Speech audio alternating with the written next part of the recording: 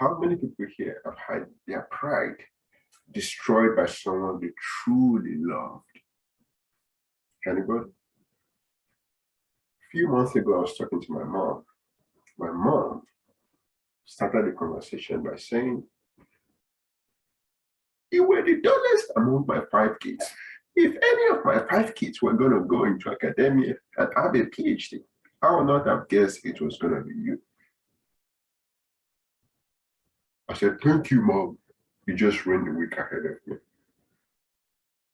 At the end of the conversation, I discovered that my mom was not trying to destroy my confidence. She was trying to help me develop my sense of humor. And in the reality of it, my mom was right. I was that type of a kid that did not know that she could write a zero with the mouth of a bottle.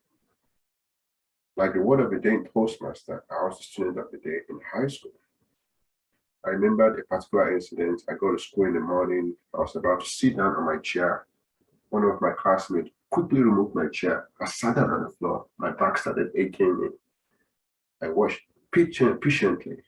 The student was about to sit down. I placed a pen on his chair. He sat down on it. He started bleeding. After that, we had to throw some punches, dodge some punches. It was a big fight. The school had to intervene and just punish every one of us for the rest of the day. We had to cut the grasses. But also, while we were doing that, we saw that antelopes in Nigeria are trying to get the same grass that we were cutting.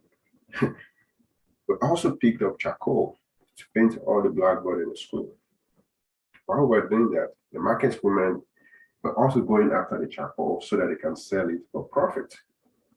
That situation got us really excited to the extent that we started talking. We get to know one another. One of the students told me her name was America. I said, "America?" I got jealous. I entertained the thoughts of me being named Nigeria, and I had to think about what the consequence would be. Top on the list was the Nigerian scam email that is going to be associated with my name. As if I was seen into the future. During my undergraduate days, I received email, the so-called Nigerian scam email, saying that a rich man just died. There's so much money in the account. And for some reason, the relatives are buried into the thin air. And I'm the one that is supposed to come and inherit the money and become a billionaire. And of course, all I needed to do is to send some money so I can have all the money. Immediately, I entered the fantasy world and I started singing, "I want to be a billionaire, so freaking bad." I came back to reality. I discovered, well, the truth is, I just have to play along. I plan to send an email saying, "Thank you for your generosity. I would choose to advise you at this time. Instead of saying that there's so much money in the account that is going to waste like a perishable tomato, why not say that every child in Africa received a free meal for every $1 transfer to the victim?" As I was about to press send, my mom walked into the room and she started saying, "It's time to pray, oh, it's time to pray." At this point, I knew I quickly had to send an email. I tried to send an email, the network was gone. My mom's prayer started already and it's cut off the network. I was frustrated, but I had to let it go. I joined in the prayers 1 hour, 2 hours, 3 hours. I said, "Mom, can I quickly use the restroom?" My mom said, "No, you can't use the restroom, Mom. You have to ask God if God wants you to use the restroom." I said, "Really, Mom?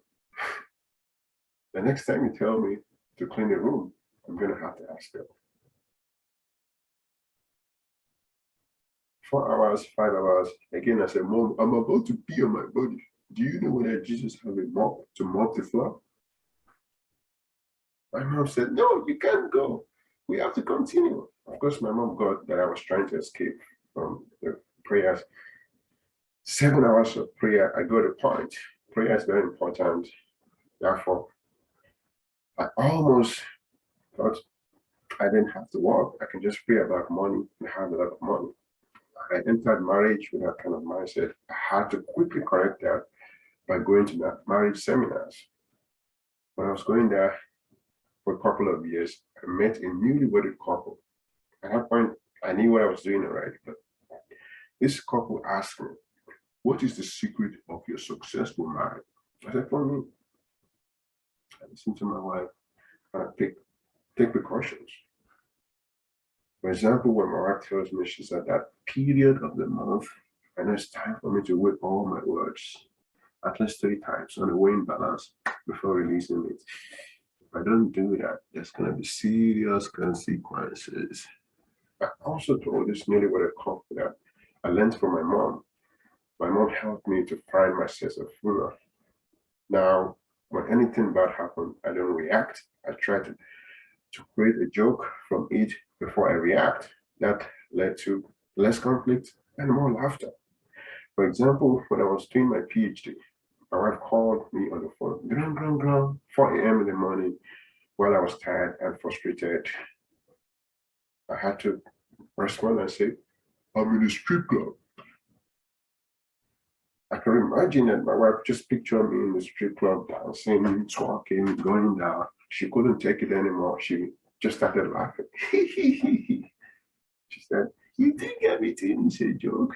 I said, "Yeah, everything is a joke." That's what my mom told me.